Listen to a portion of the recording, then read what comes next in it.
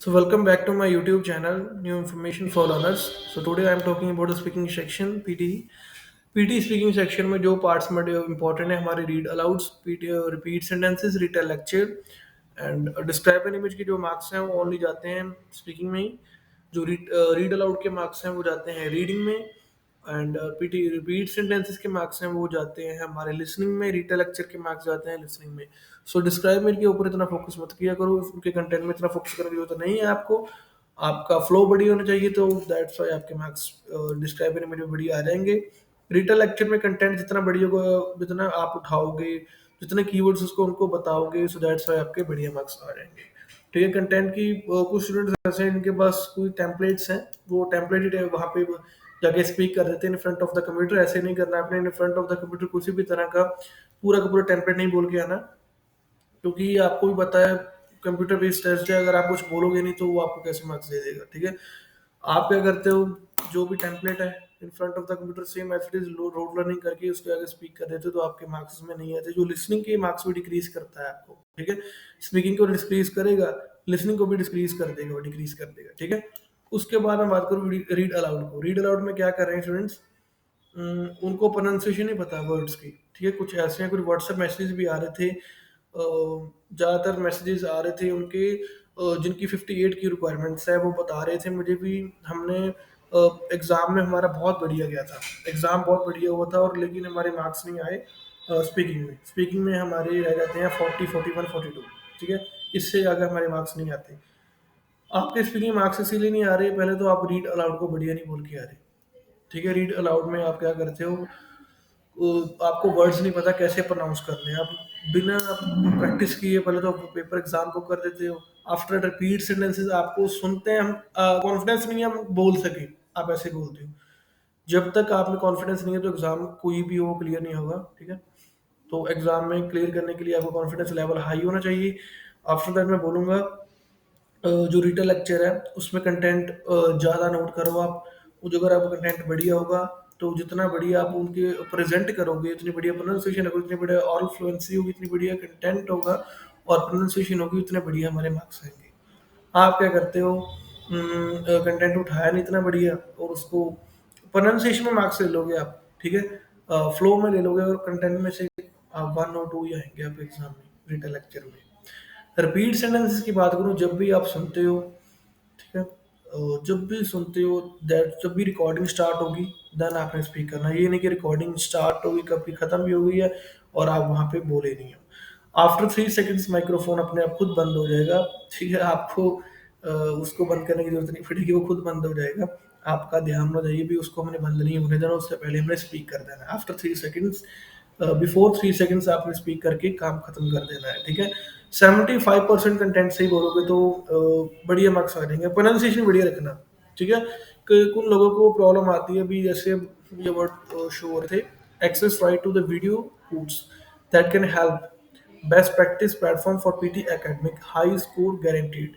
ठीक है। कुछ को प्रॉब्लम आती है ई एस की, एस और ई एस की, और कुछ को पता नहीं थर्ड फॉर्म को कैसे प्रोनाउंस करते हैं। थर्ड फॉर्म कुछ वर्ड सोल्यूशन, कुछ सोल्यूशन बोल देते हैं। ठीक है।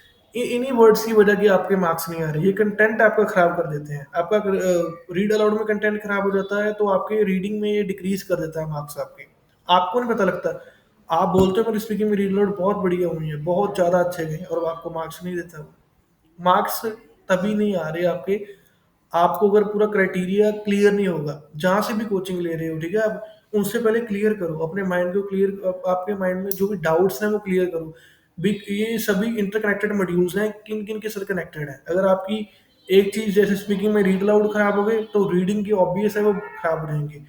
जो ऐसे के मार्क्स है ना, जैसे वो रीडिंग एंड राइटिंग वाली ब्लैंक्स रीडिंग की, वो अगर आपकी बड़ी हो जाती है तो ऐसे में भी वो राइटिंग में मार्क्स बड़ी हो जाते हैं हमारे, इंक्रीज कर देगी वो reading and writing blanks reading की। ठीक है। उसके बाद जो भी राइट फ्रॉम डिक्टेशन है उनके मार्क्स भी हमारे जाते हैं राइटिंग में। ठीक है। Writing highlight character words exam में थोड़े डिफिकल्ट आ रहे हैं, तो प्रैक्टिस ज़्यादा कर लो उनकी, क्योंकि अगर आपकी प्रैक्टिस नहीं होगी तो वो आपसे, आप सुन भी लोगे, आपको पता लगेगा क्या कौन सा वर्ड वो बोल के गया और कौन सा नहीं बोल के गया, वो आप नहीं क्लिक कर पाओगे। ठीक है। सो यही मैं आपको इस वीडियो के जरिए बताना चाहता हूँ, थोड़ा सा बी अटेंटिव, ठीक है। एग्जाम थोड़ी सी लिसनिंग फास्ट है, इतना कोई भी ये नहीं भी एग्जाम का लेवल बहुत डिफिकल्ट आ रहा है, थोड़ी सी लिसनिंग फास्ट है। लिसनिंग की प्रैक्टिस से बढ़ाइए थोड़ी सी, रीड अलाउड को बढ़िए करिए। ऐसे नहीं भी एग्जाम में इजी आएंगे रीड अलाउड, ऐसे कभी नहीं हुआ। और जो भी कोई आपको मटेरियल दे रहा है ना भी यही इसी को कर लो यही आ जाएगा, ऐसा कुछ नहीं होता। ठीक है। जो मैं शॉर्ट्स डालता हूँ ना कभी कभी डिक्टेशन की रिपीट सेंटेंस को, जो एग्जाम मेमोरीज है वो होती है वो, जिन स्टूडेंट्स के एग्जाम हो चुके हैं वो बताते हैं आके ये एग्जाम में है, तो दैट्स वाई मैं अपलोड करता हूँ। लिसनिंग की फिलिंग द ब्लैंक्स हैं जो, उनका भी मटेरियल पढ़ा है थोड़ा बहुत, जो ब्लैंक्स इंपॉर्टेंट है। और जिनकी स्पेलिंग इंपॉर्टेंट है, सॉरी इंपॉर्टेंट तो कुछ नहीं, जो एग्जाम में एक्चुअल में वही होगा इंपॉर्टेंट। जो एग्जाम दे के आए हैं जो बता रहे थे भी लिसनिंग फिलिंग द ब्लैंक्स में ये आया है और ये वर्ड्स आए हैं और थोड़े डिफिकल्ट थे, इनको ऐसे और ये से सुनता, इनको ऐसे नहीं सुनता, जिनके पास जिनको वर्ड सुन जाते हैं स्पेलिंग नहीं आते वो पहले स्पेलिंग मिस्टेक, स्पेलिंग के ऊपर फोकस करो अपना। बिकॉज अगर आपको स्पेलिंग आते होंगे सो दैट्स वाई आप वहाँ पे टाइप कर पाओगे। अगर आपको स्पेलिंग ही नहीं आता तो आप कैसे टाइप कर पाओगे वहाँ पे, तो फायदा नहीं उसको सुनेगा भी और वहाँ पे टाइप भी नहीं हो पाया। ठीक है। ऐसे में वहाँ डिफिकल्टी फेस होती है, ऐसे में क्या होता है स्पेलिंग ही नहीं आती थी, टेम्पलेट भूल गया, दो ऐसे आ गए थे हमको सेकंड ऐसे में, टेम्पलेट ही भूल गया हमको, तो हमने कैसे लिखना था। ठीक है। ऐसे कोई भी काम नहीं करना, एग्जाम का पता नहीं है, दो ऐसे आए थ्री आए, चलो दो ही आते हैं कम से कम, इससे ज्यादा नहीं आ सकते। ठीक है। आपने अपना जो आपका हार्डवर्क है वो आपका वो ही वहाँ पे आएगा, आपका कॉन्फिडेंस लेवल है आप होना चाहिए। ये बात नहीं है मैं कॉन्फिडेंस लेवल से बोल के भी आया था वहाँ पे, रिपीट सेंटेंस से मैंने ए टू जेड बोले थे और देखो मेरे मार्क्स ही नहीं आए, ऐसे नहीं है। कोई भी वो कुछ पूछते हैं भी सेंटर बता दो कहाँ पे एग्जाम दे, कोई भी सेंटर ऐसा नहीं जहाँ पे मार्क्स नहीं आते। ऐसे ये सब रूमरस पता नहीं क्यों फैला रहा है कोई भी इस सेंटर में एग्जाम दो आपका क्लियर हो जाएगा, ऐसा की बात नहीं है। It's up to you and it's up to your practice, it's up to your coaching. आपका जिसने भी आपको गाइड किया है कैसे किया है, पहले तो अपना क्लियर करो मॉड्यूल्स में कहाँ कहाँ से मार्क्स आएंगे हमारे। और अगर हम स्पीकिंग में ये कर रहे हैं तो उसका बेनिफिट नेक्स्ट मॉड्यूल में क्या होगा हमारा। कुछ स्टूडेंट्स ऐसे हैं जो आंसर और क्वेश्चंस को बहुत करते हैं, उनको इतना करने का फायदा बेनिफिट नहीं है। एग्जाम के 10 डेज पहले आप उनके ऊपर ध्यान दो, 6 और 7 आते हैं, इतना फोकस करने की जरूरत नहीं है आपको उनके ऊपर। ठीक है। सो लास्ट में आपको बताना चाहता हूँ रीड अलाउड की प्रैक्टिस कैसे करनी है हमने, उसके ऊपर ध्यान देना और समझना मैं कैसे कर रहा हूँ रीड अलाउड को, और कैसे फ्लो बाय फ्लो हमने वर्ड्स को बोलना है, कैसे घर पे प्रैक्टिस करनी है। ठीक है। तो स्टार्ट करते हैं।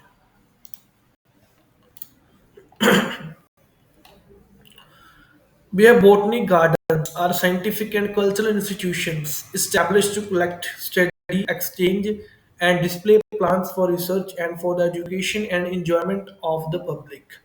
There are major botanic gardens in each capital city.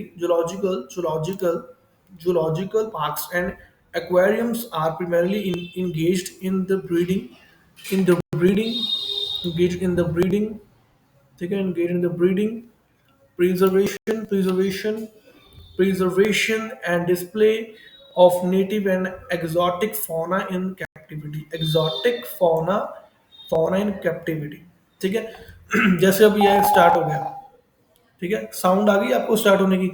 कुछ स्टूडेंट्स क्या करते हैं साउंड आने के बाद भी नहीं बोलते, प्रैक्टिस ही चली जा रही है उनकी। ठीक है। ऐसे कुछ नहीं करना आपने। Botanic gardens are scientific and cultural institutions established to collect, study, exchange, and display plants for research and for the education and enjoyment of the public.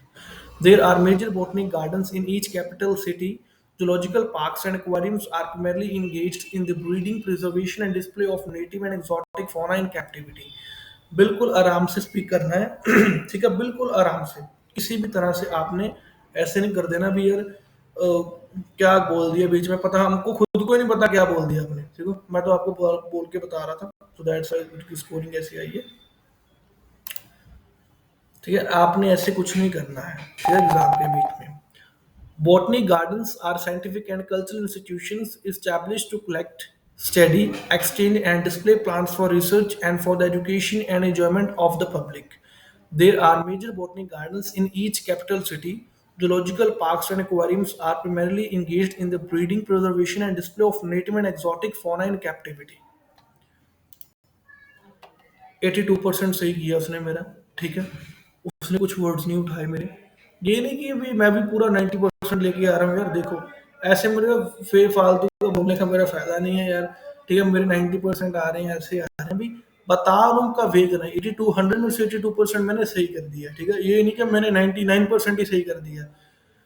हमारा फ्लो वो मैटर करता है, ठीक है। देर आर मैंने दे बोल दिया होगा वहाँ पे, ठीक है। बर्निंग गार्डन्स, मैंने बोटिंग बोला, उसने बर्निंग गार्डन्स, ठीक है। डिस्प्ले फॉर रिसर्च, अपना जो रिकॉर्डेड किया हुआ है ना, वॉइस सुना तुम इसको। Botanic botany gardens are gardens are scientific and scientific cultural and cultural institutions institutions, ठीक है। established to PT collect tools में ये अवेलेबल है भी, आप अपनी रिकॉर्डिंग सुन सकते हो। 82% जैसे मेरा सही किया इसने। Exotic foreign and captivity gardens are scientific and cultural institutions established to collect study, जैसे कॉमा आया तो 1 सेकंड का पॉज चाहिए हमें, ठीक है। Collect study extend and display plants for research and for the education and enjoyment of the public. There are botanic gardens in each capital city. Zoological parks and aquariums are primarily engaged in the breeding, preservation and display of native and exotic fauna in captivity. जब भी किसी word की problem है उसको copy करो यहाँ से, कोई वर्ड कॉपी किया, कंट्रोल से कॉपी, एंड आफ्टर दैट को जाके पेस्ट कर दिया गूगल ट्रांसलेट के ऊपर, देन उसको सुन लो करो। जब जितनी आप प्रैक्टिस लिसन करके करोगे उतनी बढ़िया होगी, जितने आप वर्ड्स को सुनोगे डेली, उसके मीनिंग देखोगे तो रीडिंग आपकी बहुत बड़ी हो जाएगी, ठीक है। सो आज की स्पीक इस वीडियो के जरिए मैंने आपको बहुत कुछ बता रहा था। नेक्स्ट वीडियो भी आ गई है रिपीट सेंटेंस के ऊपर, डिस्क्राइब एंड इमेज के ऊपर, रीटा लेक्चर्स के ऊपर वीडियोस बना रहा हूँ। जो भी टेम्पलेट होंगे, टेम्पलेट तो चलो उतना मैटर नहीं करता आपका, जो भी आप जो नोट करते हो वो मैटर करता है, क्या कीवर्ड्स कितने बोले कंप्यूटर के आगे आप, टेम्पलेट इतना मैटर नहीं करता यार। टेम्पलेट कोई भी हो आपके पास तो इतना मैटर नहीं करेगा। कुछ बोलते हैं टेम्पलेट है मेरा 90 बैंड वाला, फिर 90 आते ही नहीं उनके,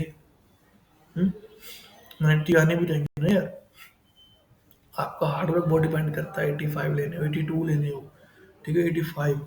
जिनकी रिक्वायरमेंट 58 है उनके लिए वीडियो है, जो 65 प्लस लेने के लिए read aloud, repeat sentence, retell lecture, ऐसे करना है daily one, summarize written text, spoken text daily करने हैं उन्होंने, फिलिंग द ब्लैंक्स करने, रीडिंग के बोथ एंड रीऑर्डर करने हैं, लिसनिंग के ब्लैंक्स करने हैं, और उसके बाद उसमें करना आपने करना है, सॉरी फॉर दैट, और उसके बाद आपने देखना है लिसन का राइट फ्रॉम डिक्टेशन, ठीक है।